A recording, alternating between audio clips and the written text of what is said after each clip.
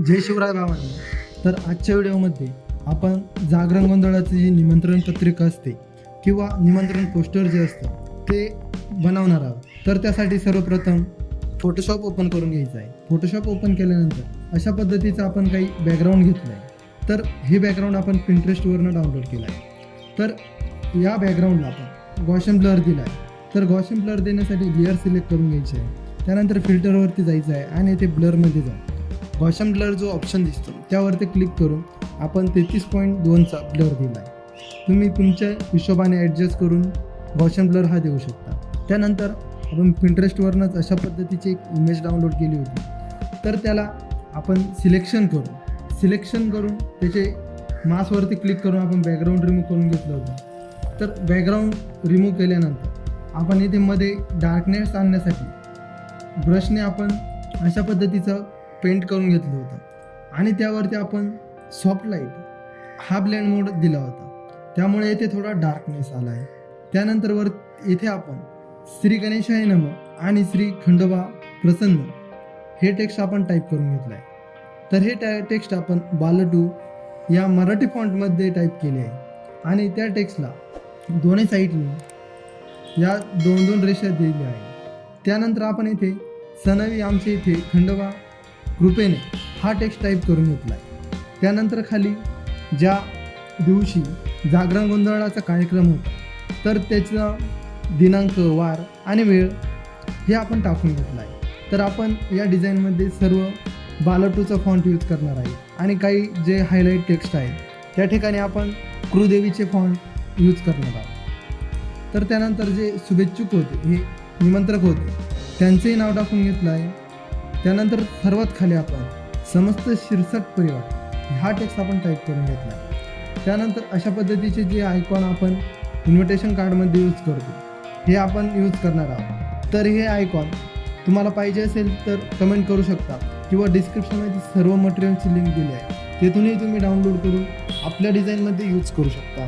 त्यानंतर अजून एक आपण आयकॉन लावून घेतला आहे. त्यानंतर जो ॲड्रेस होता तो ॲड्रेसही इथे आपण टाईप करून घेतला आहे.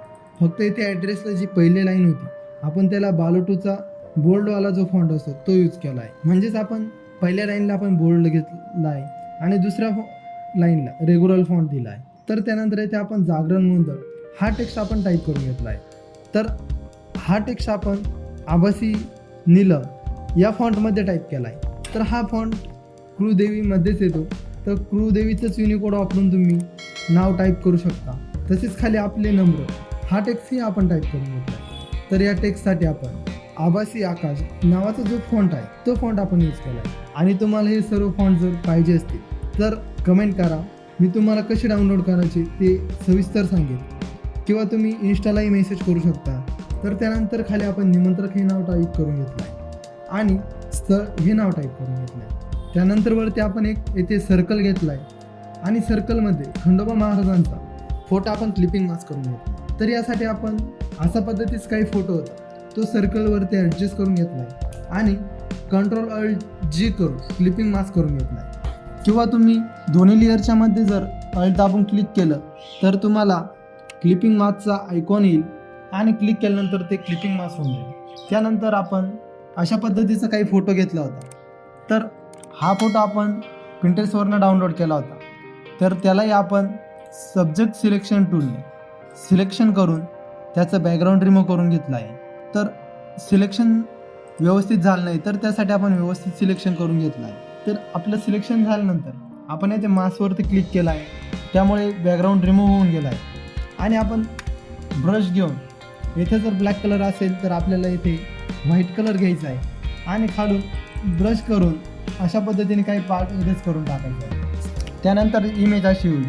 त्यानंतर त्याची डुप्लिकेट कॉपी करून आपल्याला त्याला फ्लिप करून घ्यायचं आहे. तर त्यासाठी आपण एक डुप्लिकेट लेअर करून घेणार आहोत. त्याला Ctrl+T केल्यानंतर राईट क्लिक जर केली तर इथे फ्लिप हॉरिझॉन्टल असा ऑप्शन येईल. तर असं क्लिक करून तुम्ही इथे इमेज तयार करून घेऊ शकता. त्यानंतर ही इमेज दोन्ही साईडला ॲडजस्ट करून घ्यायची आहे. त्यानंतर येथे आपण स्नेह निमंत्रणचं जे असतं वक्रतुंड महाकाय सूर्यकोटी समप्रभ निर्विघ्नं कुरु मे देव सर्व कार्य सर्वदा स्नेह निमंत्रण हा टेक्स्ट आपण इथे लावून घेतला आहे. ही जी आपण काही PNG यूज करतो ती PNG आपण इथे लावून घेतली. त्याच PNGची डुप्लिकेट कॉपी करून आपण येथे शेजारी पण लावून घेतली आहे. त्यानंतर हे टेक्स्ट थोडे वेगळेच दिसत होते त्यामुळे दोन्ही साईडला आपण अशा पद्धतीचे जे सर्कल असतात ते सर्कल लावून घेतले आहे. सर्कल लावल्यामुळे ते व्यवस्थित आहे. एवढं झाल्यानंतर आपली डिझाईन पूर्ण झाली. पण आपल्याला फायनल फिनिशिंग देण्यासाठी Ctrl+Alt+Shift E दाबून वरती एक लेअर भेटेल आपल्याला. सर्व लेअर मिळून एक लेअर भेटेल. तर या लेअरला आपल्याला राईट क्लिक करून स्मार्ट ऑब्जेक्ट करून घ्यायचा आहे. त्यानंतर आपल्याला फिल्टरमध्ये जायचं आहे. फिल्टरमध्ये गेल्यानंतर इथे कॅमेरा रॉ फिल्टर म्हणून ऑप्शन आहे. तर यावरती आपण कॅमेरा रॉ फिल्टरमध्ये जाऊ. त्याला ॲडजस्टमेंट करणार आहोत. तर याला इथे आपण ॲटो करून देणार आहोत. तर ॲटो केल्यामुळे थोडी ॲडजस्टमेंट झाली आहे. त्यालाही आपण थोडी ॲडजस्टमेंट अजून करून घेणार आहोत. तर कॉन्ट्रास्ट थोडा वाढवून घेणार आहोत. त्यानंतर शॅडोज थोडे कमी करणार आहोत. त्यानंतर ऑप्टिकमध्ये येऊन हा जो ऑप्शन आहे याला आपण कमी करून घेणार आहोत. एवढं झाल्यानंतर आपण त्याला ओके करून घेणार आहोत. तुम्ही जुनी डिझाईन आणि आत्ताची फिनिशिंग दिल्याची ती तुम्ही बघू शकता. त्यानंतर तुम्हाला परत फिल्टरमध्ये जायचं आहे.